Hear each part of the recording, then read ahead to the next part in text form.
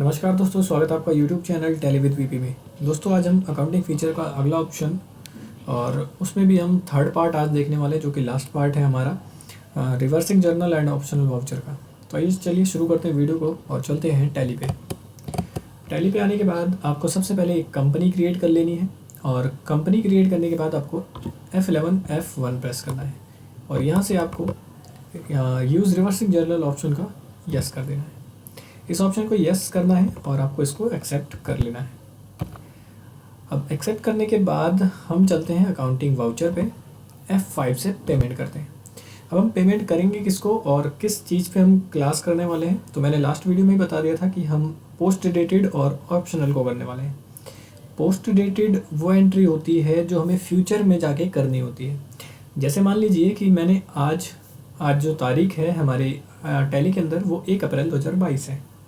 मान लीजिए मेरे को एक अपने कस्टमर को चेक देना है जो कि मैं दे रहा हूँ उसको 1 जुलाई का, तो मैं यहाँ पे तारीख क्या कर सकता हूँ, फिर मैं 1 जुलाई करके उसको पेमेंट कर दूँगा जो वो पोस्ट डेटेड में चला जाएगा। और उसके बाद जब वो तारीख आएगी तो वो जो पेमेंट होगा वो अपने आप हमारी बैलेंस शीट में जुड़ जाएगा। तो इसी को हम पोस्ट डेटेड कहते हैं। तो आइए चलिए करते हैं इस एंट्री को। और सबसे पहले आपको पेमेंट करना है। पेमेंट लेने के लिए आपको F5 प्रेस करना है। उसके बाद आपको पोस्ट डेटेड का ऑप्शन यस करना है, जिसके लिए आप इस पर क्लिक कर सकते हैं या फिर Ctrl+T प्रेस कर सकते हैं। Ctrl+T प्रेस करने के बाद बिल के ऊपर जो भी हमारा वाउचर है उस पर पोस्ट डेटेड इस तरह से लिखा आ जाएगा। उसके बाद यहाँ पे हमें डेबिट में लेना है किसी एक पार्टी का नाम। तो मैं यहाँ पे Alt+C करके एक पार्टी क्रिएट कर रहा हूँ। एंटर करेंगे, यहाँ पे ले लेंगे सन्ड्री क्रेडिटर। उसके बाद इसको एक्सेप्ट कर लेंगे। अब इस पार्टी को मान लीजिए मैंने चेक दिया है 12,000 का, और हमें यहाँ पे एक चीज़ ध्यान देनी है कि हम पोस्ट डेटेड एंट्री कर रहे हैं और आज की तारीख है 1 अप्रैल।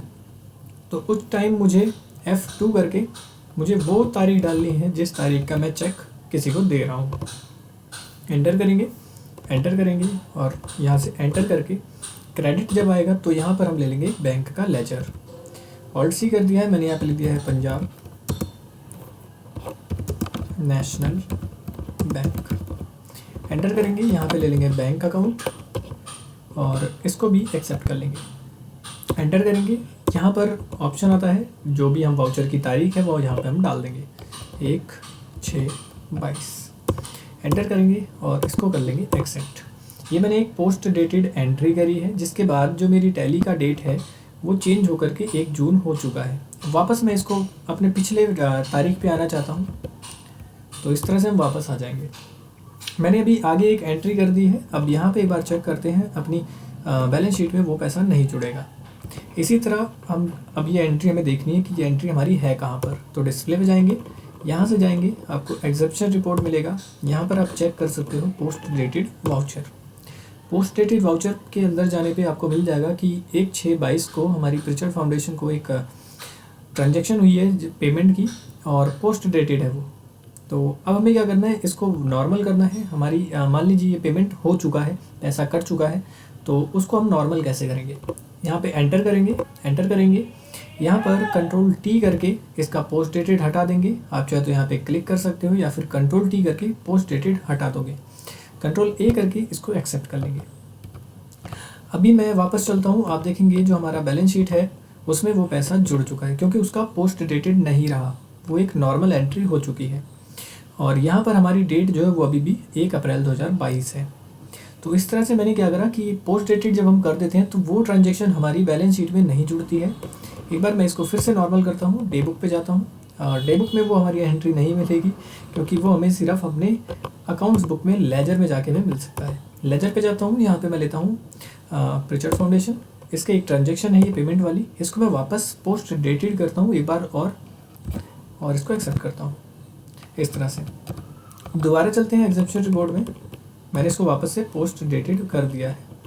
पोस्ट डेटेड यहाँ पर हो चुका है 1/6/22 का। तो ये पोस्ट डेटेड जब रहेगा तो आपकी बैलेंस शीट में कोई भी पैसा शो नहीं होगा।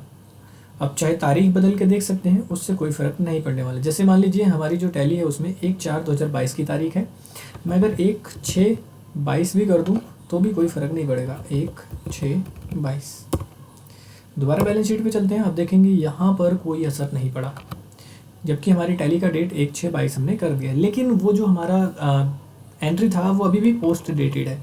यहाँ पे 1/6/22 है, हमें तभी भी बैलेंस नहीं शो हुआ।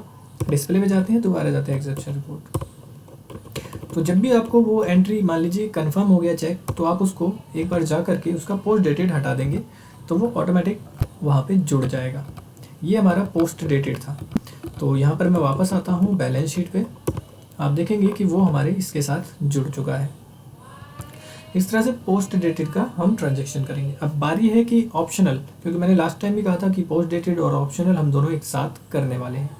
तो ऑप्शनल हम इसलिए करते हैं, मान लीजिए कि जो मेरी ट्रांजैक्शन है, मैं डिस्प्ले पे जाता हूँ, accounts book, ledger, picture foundation, ये वाली जो मेरी एंट्री है, ये मैं अभी भी दुविधा में हूँ कि इसके पैसे, मान लीजिए कि मैं इसको ऑप्शनल कर दूंगा तो क्या होगा, ये हमारी बैलेंस शीट से भी हट जाएगा फिर से। अब हमने पोस्ट डेटेड करा यानी अगली तारीख डाल दी। अगर मैं इसको ऑप्शनल कर देता हूँ तो ये जो ट्रांजैक्शन है ये हमारी टैली में जुड़ेगा ही नहीं, ये एक ऑप्शनल वाउचर बन जाता है। फिर मान लीजिए किसी कारण हमें एक पार्टी से कुछ ऑप्शन मिल जाता है कि मान लीजिए कि मैंने चेक दिया, उन्होंने क्लियर भी हो गया उनकी तरफ से, लेकिन बाद में वो हमें वापस करते हैं या फिर कोई किसी कारण वो कैंसिल करते हैं ऑर्डर वगैरह, जो भी हमने दिया हो हम ऑर्डर कैंसिल कर दें, तो उस टाइम क्या होगा, वो हमारा ये जो ट्रांजैक्शन है ये कैंसिल हो जाएगा। तो इसको हम कैंसिल यहाँ से कर सकते हैं, और अगर कैंसिल करेंगे तो ये हमारे नहीं जुड़ेगा। और या तो हम इसको ऑप्शनल कर सकते हैं। ऑप्शनल करने से भी ये हमारी बैलेंस शीट पे नहीं जुड़ता है। ऑप्शनल एक तरह से हमारी एंट्री को वहाँ से गायब कर देता है जहाँ भी आप अपना बैलेंस शीट चेक करेंगे। तो ऑप्शनल कर सकते हो आप, या फिर उसको कैंसिल कर सकते हो। तो उससे क्या होगा, जो भी हमारी एंट्री है वो जुड़ेगी नहीं। इस तरह से हमने पोस्ट डेटेड कर लिया। और ऑप्शनल पे अगर आप जाते हैं तो यहाँ पर ऑप्शनल भी दिख जाएगा। तो F2 करके हम जैसे ही यहाँ पे डेट चेंज करेंगे 1/6/22, तो हमारी वो ऑप्शनल वाली एंट्रीज दिख जाएगी जो भी हमने ऑप्शनल करी है। ऑप्शनल किसी भी एंट्री पे आप कर सकते हो, जरूरी नहीं है वो पेमेंट हो, किसी भी आइटम पे हो सकता है, किसी भी रिसिप्ट पे हो सकता है। ये ऑप्शनल का काम होता है कि उस एंट्री को वहाँ से वो बैलेंस शीट से पूरी तरह से गायब कर देता है। अगर मैं इसका ऑप्शनल हटाना चाहूँ तो हमें फिर से यहाँ से रेगुलर करना होगा, Ctrl+L और Ctrl+A करेंगे, ये एक्सेप्ट हो जाएगा। अब अगर हम वापस बैलेंस शीट चेक करेंगे तो यहाँ पर ये पैसा जुड़ जाएगा। ये काम पोस्ट डेटेड का होता है। और ऑप्शनल, पोस्ट डेटेड हमारी आगे की जो ट्रांजैक्शंस होती हैं उसके लिए होता है कि हम इन फ्यूचर हम किसी को चेक दे रहे हैं तो उसकी तारीख हम अगर आगे की रखते हैं तो वो हम पोस्ट डेटेड में चढ़ा देंगे। और ऑप्शनल किसी भी एंट्रीज को हमारी बैलेंस शीट से हटाने के लिए होता है कि आप किसी भी एंट्री को अपनी बैलेंस शीट से हटा सकते हैं किसी कारणवश, अगर वो आपको नहीं जोड़ना है तो। इस तरह से हम पोस्ट डेटेड और ऑप्शनल का यूज़ करते हैं।